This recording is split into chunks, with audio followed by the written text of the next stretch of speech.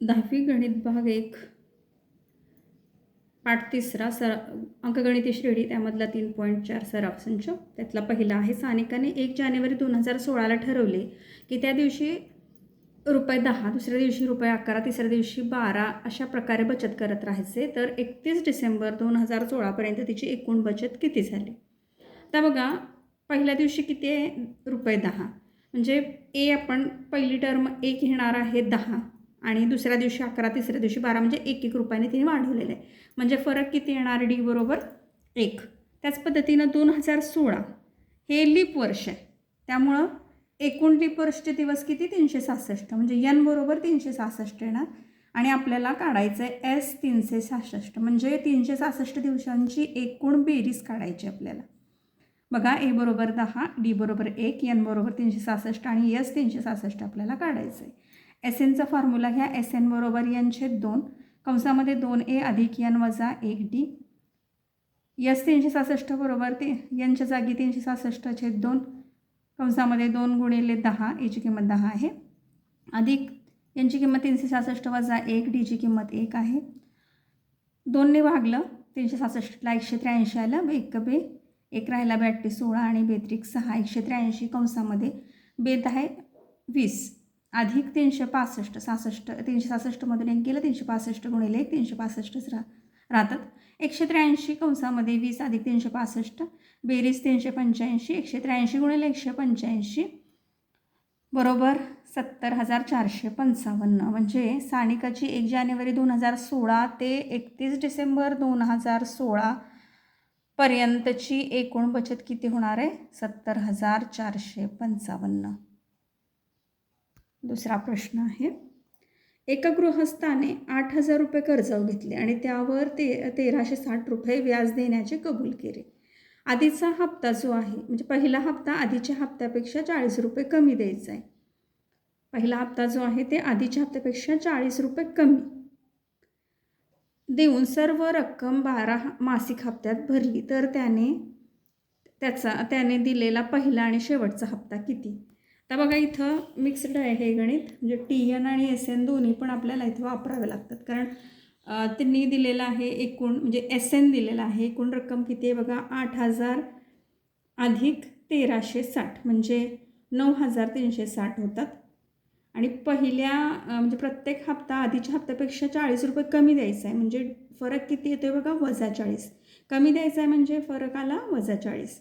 आणि 12 मासिक हप्त्यात भरलेली रक्कम म्हणजे यांची किंमत आहे 12. म्हणजे काढायचं काय इथं, SNच्या फॉर्म्युल्यामध्ये ठेवून आपल्याला एची किंमत इथं काढावी लागते. म्हणजे पहिला हप्ता आपल्याला इथं काढावा लागतो आणि पहिला हप्ता काढल्यानंतर मग TNच्या सूत्रामध्ये ठेवून आपण शेवटचा हप्ता काढणार आहे. बघा, एकूण रक्कम SN बरोबर कर्ज अधिक व्याज 8,000 अधिक 1,360 बरोबर S12. म्हणजे एनच्या जागी आपण 12, कारण 12 हप्त्यात त्यांनी रक्कम भरलेली आहे त्या गृहस्थाने. मग S12 बरोबर 9,360. एन इथं 12 घेणार आहे आणि डी बरोबर -40, कारण पहिला हप्ता पुढच्या हप्त्यापेक्षा 40ने कमी दिलेला आहे, प्रत्येक वेळेस 40ने कमी दिलेला आहे. या पद्धतीनं SNचा फॉर्म्युला घ्या.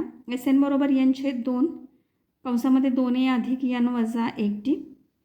S12 बरोबर 12/2 2a अधिक 12 वजा 1 गुणिले -40 बेकबे बेसख्ख 12. 9,000 S12 आहे 9,360. 9,360 बरोबर 6 बेने भागलं, बेसख्ख 12 6 कंसामध्ये 2a अधिक 12तनं 1 गेला 11 11 गुणिले -40 वजा 440 येतात. मग 9,360 बरोबर 6 कंसामध्ये 2a अधिक वजा 440 11 गुणिले -40चा गुणाकार वजा 440 येतो. मग 6ने भाग 9,360 भागिले 6 6 × 6 6 पंचे 30 3 राहिले ना, मग 33 आलं. 6 पंचे 30 वर घेतले 6 6 36 0 आणि इकडं राहिले 2a वजा 440. 1,560 बरोबर 2a वजा 440 वजा 440 आहे ते डाव्या बाजूला घ्या, अधिक 440 येतील. 1,560 अधिक 440 बरोबर 2a 2,000 येते. 1,560 अधिक 440 यांची बेरीज 2,000 येते. 2,000 बरोबर 2a. ए बरोबर 2,000/2 मग बेक बे 1000 म्हणजे पहिला हप्ता आला 1000. एची किंमत आली 1000 म्हणजे पहिला हप्ता आला 1000. आता शेवटचा म्हणजे 12वा हप्ता काढण्यासाठी आपल्याला T12 काढावा लागणार आहे. TNच्या सूत्रानुसार TN बरोबर A अधिक N वजा 1D.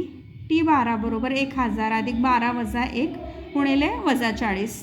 1000 अधिक 11 गुणिले वजा 40. 1000 अधिक 440 वजा 440. 1000मधून 440 गेले 560 राहिले म्हणजे 12वा हप्ता किती आला 560. 440 वजा केल्यानंतर 560 येतात. पहिला हप्ता 1000 रुपये आणि शेवटचा हप्ता त्या गृहस्थाचा 560 रुपये होतो. तिसरा प्रश्न आहे, सचिनने राष्ट्रीय बचत प्रमाणपत्रांमध्ये पहिल्या वर्षी 5000 रुपये, दुसऱ्या वर्षी 7000, तिसऱ्या वर्षी 9000 याप्रमाणे रक्कम गुंतवली तर त्याची 12 वर्षातील एकूण गुंतवणूक किती? बघा पहिल्या वर्षी किती भरलेले आहेत 5000, दुसऱ्या वर्षी 7, तिसऱ्या वर्षी 9000 म्हणजे 2 हजारांनी त्यांनी वाढत नेलेला आहे. म्हणजे पहिला जो ए येईल आपलं या गणितामध्ये ए जो येईल तो येणार 5000. फरक आहे 2000चा कारण दुसऱ्या हप्त्याला 2000, तिसऱ्या हप्त्याला 9000 असं भरलेलं आहे म्हणजे फरक येणार 2000. 12 हप्त्यामध्ये एकूण रक्कम त्यांनी भरलेली आहे म्हणजे यन आलं 12 आणि यस 12ची किंमत आपल्याला काढायची. मग SN बरोबर N/2 कंसामध्ये 2A अधिक N वजा 1D. S12 बरोबर 12/2 2 गुणिले 5000. एची किंमत 5000 आहे. म्हणजे पहिल्या वर्षी त्यांनी 5000 भरलेले अधिक 12 वजा 1 गुणिले 2000चा फरक आहे. D बरोबर 2000. मग बेक कबे बेसक्का 12 6 येतं. 5000 गुणिले 2 10000 अधिक 12तनं 1 गेला 11